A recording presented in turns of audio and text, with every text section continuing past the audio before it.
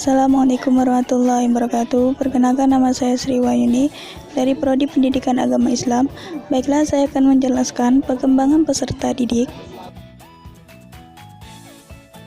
Perkembangan adalah bertambah kemampuan atau skill dalam struktur dan fungsi tubuh yang lebih kompleks dalam pola teratur dan dapat diramalkan sebagai hasil proses pematangan. Perkembangan menyangkut adanya proses pematangan sel-sel tubuh, jaringan tubuh, organ-organ, dan sistem organ yang berkembang dengan menurut caranya sehingga dapat memenuhi fungsinya. Peserta didik adalah anggota masyarakat yang berusaha mengembangkan potensi diri melalui proses pembelajaran pada jalur pendidikan, baik pendidikan informal, pendidikan formal, maupun pendidikan non formal, pada jenjang pendidikan dan jenis pendidikan tertentu. Jadi dapat diambil kesimpulan bahwa perkembangan peserta didik adalah bertambahnya kemampuan atau skill yang dialami oleh anggota masyarakat yang sedang mengembangkan potensi dirinya pada jalur pendidikan. Baiklah, selanjutnya prinsip perkembangan peserta didik. Halak menyatakan prinsip perkembangan ada 9, yaitu: pertama adalah perkembangan adalah sikap kritis. Kritis merupakan salah satu sikap yang harus dimiliki oleh kebanyakan orang, di mana berpikir kritis merupakan sebuah cara yang sangat baik untuk bisa menganalisis sebuah ide berdasarkan penalarannya logis. 2. Peran kematangan dan belajar. Perkembangan dapat dipengaruhi oleh kematangan dan belajar. Kematangan adalah terbukanya karakteristik yang secara potensial sudah ada pada individu yang berasal dari warisan genetik individu.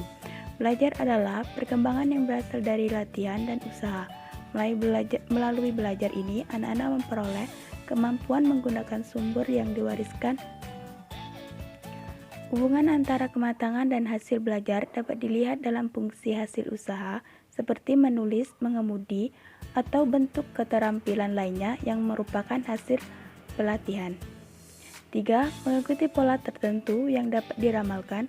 Misalnya, perkembangan motorik akan mengikuti hukum arah perkembangannya, yaitu perkembangan yang menyebar ke seluruh tubuh dari kepala ke kaki. Ini berarti bahwa kemajuan dalam struktur dan fungsi pertama terjadi di bagian kepala, kemudian badan, dan terakhir kaki. 4. Semua individu berbeda, tapi individu berbeda perkembangannya. Meskipun pada anak kembar, anak-anak penakut tidak sama reaksinya dengan anak-anak agresif terhadap satu tahap perkembangan. Oleh sebab itu, perkembangan pada tiap manusia berbeda-beda, sehingga terbentuknya individualitas. 5. Setiap perkembangan mempunyai perilaku karakteristik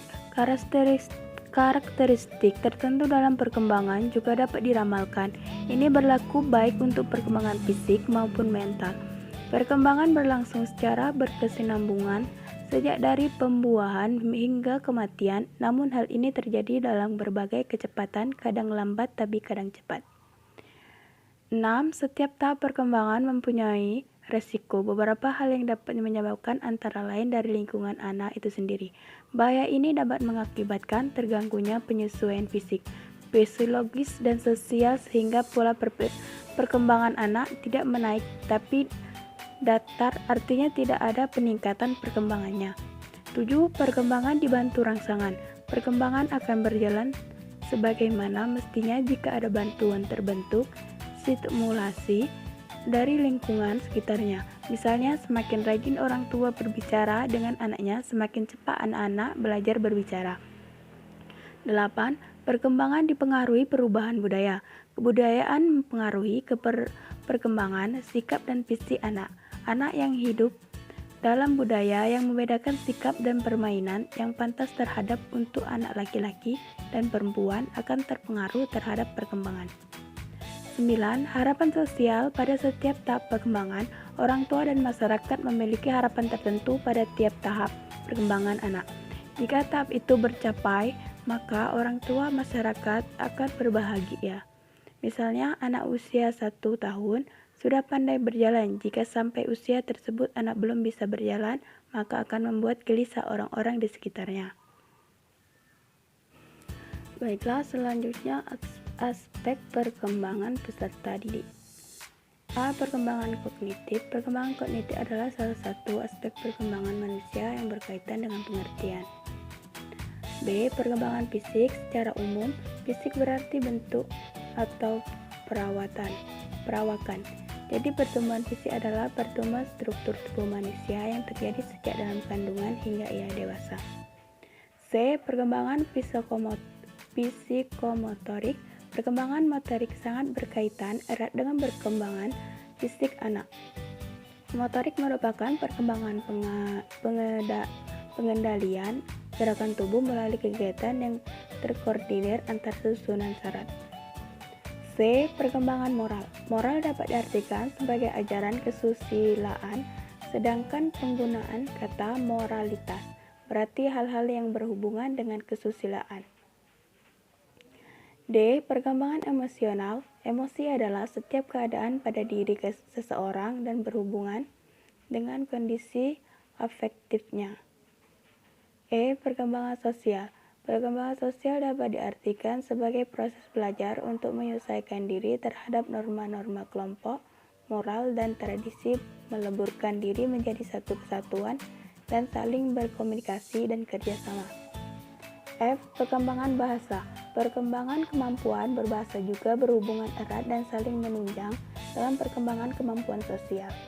Perkembangan bahasa yang berjalan pesat pada awal masa sekolah dasar mencapai kesempurnaan pada akhir masa remaja. Baiklah, selanjutnya tahapan perkembangan peserta didik. Tahap perkembangan manusia menurut para psikologis berbeda-beda, tergantung pandangan mereka tentang teori.